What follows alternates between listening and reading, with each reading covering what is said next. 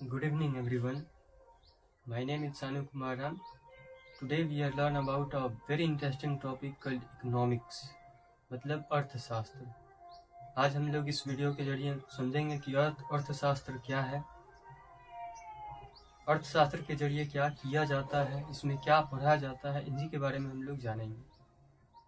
चलिए बिना देरी किए हुए हम लोग आगे बढ़ते हैं। तो अर्थशास्त्र क्या है, पहले हम लोग अर्थशास्त्र के बारे में जानेंगे, यानी कि इकोनॉमिक्स। इकोनॉमिक्स मीन्स अर्थशास्त्र।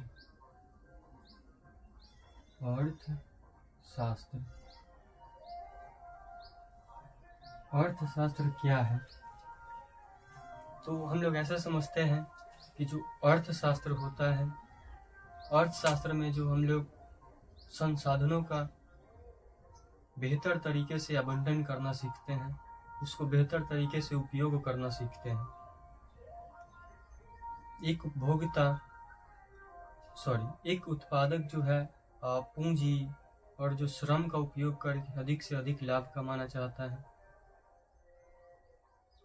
सरकार जो है श्रम, पूंजी, संसाधन इन सभी का उपयोग करके जो है समाज कल्याण करना चाहता है या किया जाता है। तो ये इकोनॉमिक हम लोग क्यों पढ़ रहे हैं? क्योंकि जो है हमारे पास जो है संसाधन बहुत सीमित है। संसाधन जो है हमारे लिए बहुत सीमित है, और तो और संसाधन सीमित होने के बावजूद भी हमारी जो इच्छाएं हैं वो बहुत ज़्यादा अधिक है। हमारी जो इच्छाएं हैं वो बहुत ज़्यादा अधिक है।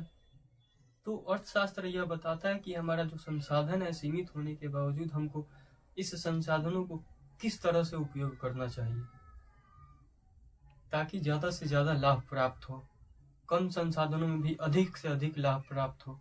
यही हमारा सब्जेक्ट सिखाता है। तो चलिए हम लोग आगे बढ़ते हैं कि इकोनॉमिक्स जो है ये आया कहाँ से। तो इकोनॉमिक एक प्राचीन ग्रीस शब्द है। ये एक प्राचीन ग्रीस शब्द से आया हुआ है। हम लोग इसमें समझते हैं कि जो इकोनॉमिक है, इकोनॉमिक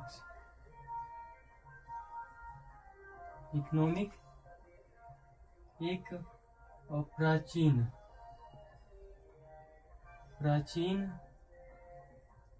ग्रीस शब्द से आया है। ग्रीस शब्द से आया है। वो प्राचीन ग्रीस शब्द क्या है? तो देखिए, तो प्राचीन ग्रीस शब्द को हम लोग बोलते हैं ओइकोनोमिया। हम लोग इसको क्या बोलते हैं? ओइकोनोमिया बोलते हैं। ओइकोनोमिया बोलते हैं। इसके दो भाग हैं। एक तो होता है ओइकास और एक होता है नोमस। नोमस होता है एक। ओइकास का मतलब होता है हाउसहोल्ड। हाउसहोल्ड मीन्स पारिवारिक।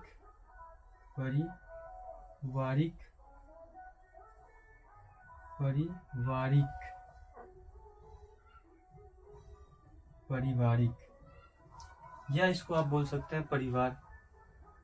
नोमस का क्या मतलब होता है? नोमस का मतलब होता है मैनेजमेंट।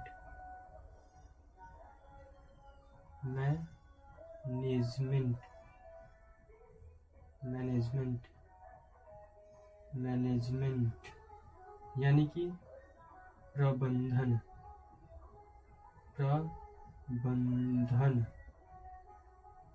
इसका मतलब ये हुआ कि परिवार का प्रबंधन।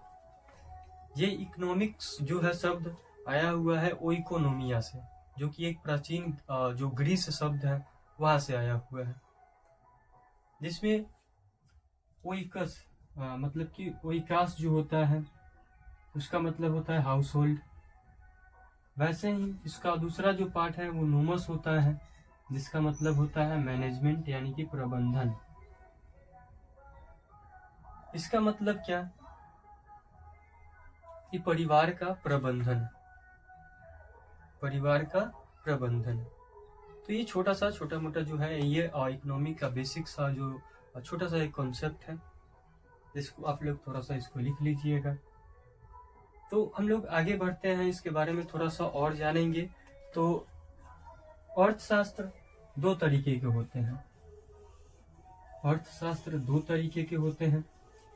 एक होता है माइक्रो इकोनॉमिक्स और एक होता है मैक्रो इकोनॉमिक्स। एक होता है माइक्रो इकोनॉमिक्स और एक होता है मैक्रो इकोनॉमिक्स। इसके दो पार्ट होते हैं। ये इकोनॉमिक दो तरीके का होता है, यानी कि माइक्रो इकोनॉमिक्स यानी कि व्यष्टि अर्थशास्त्र, व्यष्टि अर्थशास्त्र। और एक दूसरा जो होता है वो मैक्रो इकोनॉमिक्स होता है, macro economics. Macro economics means समष्टि अर्थशास्त्र, समष्टि अर्थशास्त्र, समष्टि अर्थशास्त्र होता है। और एक होता है व्यष्टि अर्थशास्त्र। तो ये जो है व्यष्टि और जो समष्टि अर्थशास्त्र है उसका मतलब क्या। तो जो व्यष्टि अर्थशास्त्र होता है वह अर्थशास्त्र की एक वह शाखा है जिसमें हम लोग एक छोटे स्तर, एक लघु स्तर पे क्या करते हैं, अध्ययन करते हैं। मतलब यह हुआ कि हम लोग एक उपभोक्ता मतलब जैसे बाजार गए, हम बाजार जाने के बाद जो आलू खरीदे। जब हम आलू खरीदे तो हम क्या हुए, एक उपभोक्ता। हमने गए बाजार और बाजार से टमाटर खरीदा, इसका मतलब हम हुए उपभोक्ता यानी कि कंज्यूमर। तो इसमें हम लोग एक उपभोक्ता जो होता है, उपभोक्ता की एक उपभोक्ता की मांग का अध्ययन करते हैं। इसमें एक जो उत्पादक होता है यानी कि प्रोड्यूसर जो होता है, प्रोड्यूसर मीन्स जैसे शर्ट बनाने वाली कंपनी, एक जो है ये शर्ट को उत्पादित करने वाली कंपनी, वो क्या है, उत्पादक है। किसान जो है वेजिटेबल्स को क्या करता है, उत्पादित करता है, वो एक उत्पादक है। गेहूं उत्पादन करता है तो वो एक उत्पादक है। तो इसी के बारे में हम लोग पढ़ेंगे कि व्यष्टि अर्थशास्त्र में हम लोग एक लघु स्तरीय, एक लघु स्तर का अध्ययन करते हैं। और क्या करते हैं, तो इसमें हम लोग जो है एक उपभोक्ता की मांग यानी कि डिमांड का हम लोग क्या करते हैं, अध्ययन करते हैं। एक उपभोक्ता के डिमांड का अध्ययन करते हैं, एक उपभोक्ता के मांग का अध्ययन करते हैं। वैसे ही एक उपभोक्ता का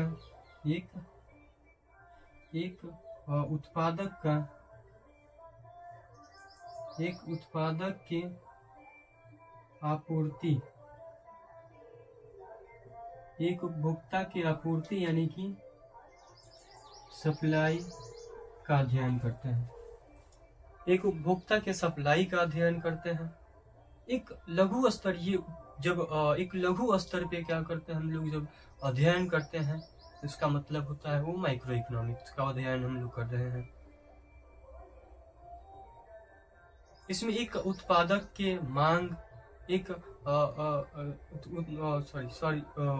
उपभोक्ता की मांग और एक उत्पादक की आपूर्ति का अध्ययन करते हैं हम लोग।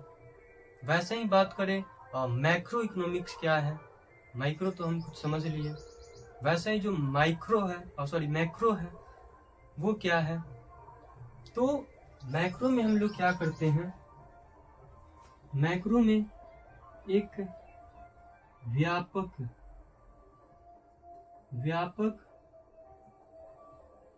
स्तर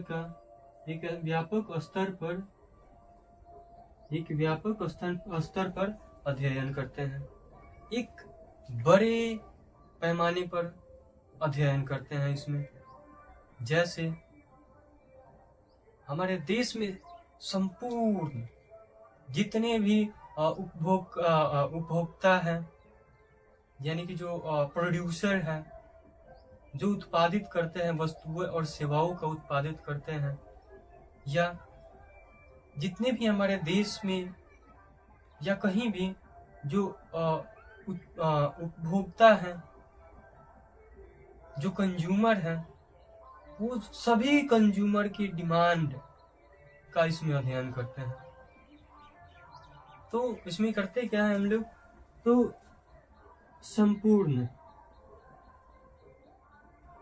संपूर्ण मांग का अध्ययन, यानी कि एक एग्रीगेट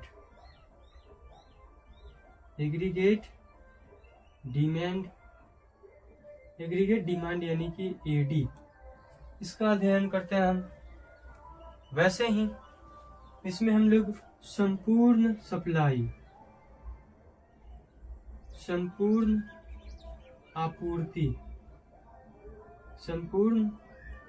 आपूर्ति यानी कि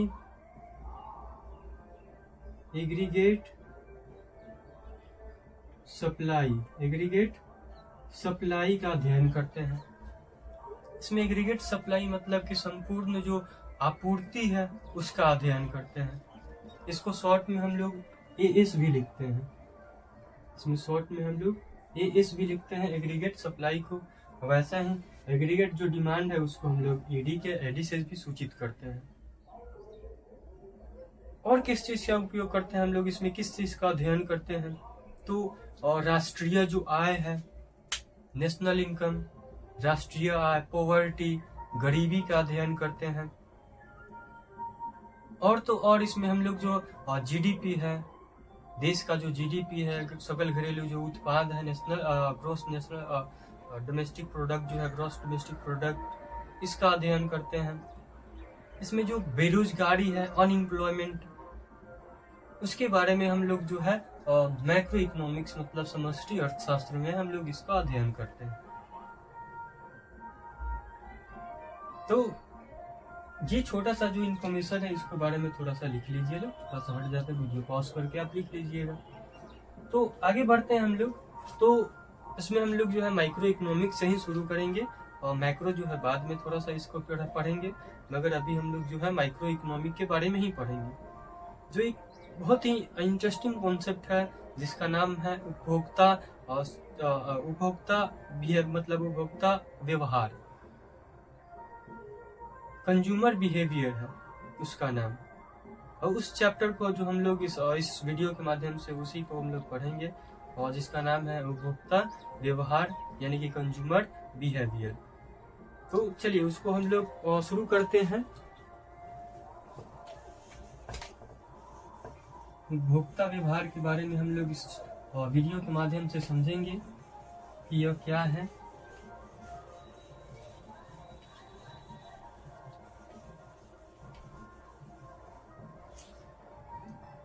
तो कंज्यूमर बिहेवियर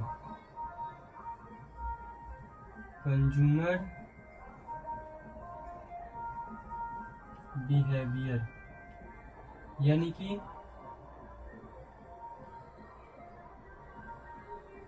उपभोक्ता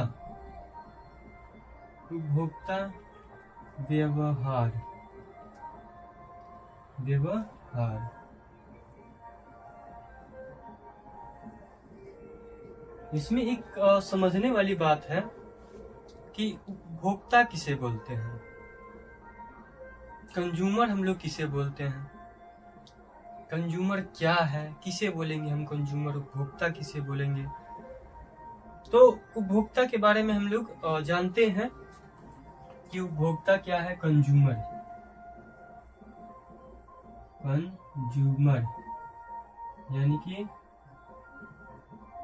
उपभोक्ता। उपभोक्ता क्या है, वह व्यक्ति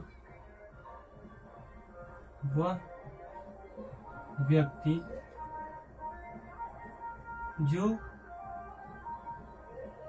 अपनी आवश्यकताओं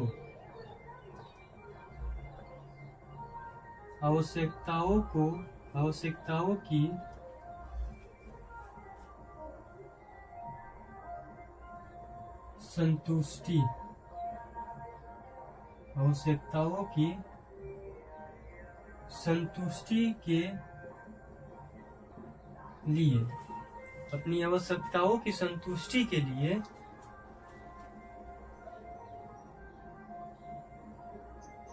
वस्तुओं एवं सेवाओं को खरीदता है, उसे हम लोग कंज्यूमर बोलते हैं। मतलब वह व्यक्ति जो अपनी आवश्यकता जिस चीज की भी हो, वह व्यक्ति जो अपनी आवश्यकताओं की संतुष्टि के लिए सेवाओं और वस्तुओं और सेवाओं की खरीदारी करता है, उसे हम लोग उपभोक्ता बोलते हैं, कंज्यूमर। जैसे किसी व्यक्ति को कपड़े की जरूरत है तो वो जाकर बाजार से कपड़े को खरीदेगा, वो एक क्या हुआ, कंज्यूमर। जैसे आप कोई दूसरे इंस्टीट्यूशन से आप जो है क्लास खरीदते हैं तो आप क्या हुए, कंज्यूमर। मार्केट से गए, आपने सब्जी खरीदा, आप क्या हुए, कंज्यूमर। एक उपभोक्ता हुए। तो उपभोक्ता जो होता है, उपभोक्ता को खुद डिसाइड करना होता है कि अपना जो इनकम है, इनकम का जो कितना हिस्सा जो है वो खर्च करना चाहिए, अपने जो आवश्यकताओं पे कैसे खर्च करना चाहिए, वो उसको निर्णय लेना पड़ता है। तो उपभोक्ता का हम आशा करते हैं कि आप लोगों को उपभोक्ता का मतलब समझ में आ गया होगा। उपभोक्ता वह व्यक्ति को बोलते हैं, उस व्यक्ति को बोलते हैं जो अपनी आवश्यकताओं को पूरा करने के लिए, अपनी आवश्यकताओं की संतुष्टि के लिए, अपनी आवश्यकताओं को पूरा करने के लिए जो वस्तुओं और सेवाओं को खरीदता है, उसे हम लोग उपभोक्ता बोलते हैं। तो आज के लिए सिर्फ इतना ही रहने देते हैं और अगला जो वीडियो है यहीं से स्टार्ट होगा। तो आज के लिए इतना ही। Have a nice and wonderful day. God bless you. Thank you.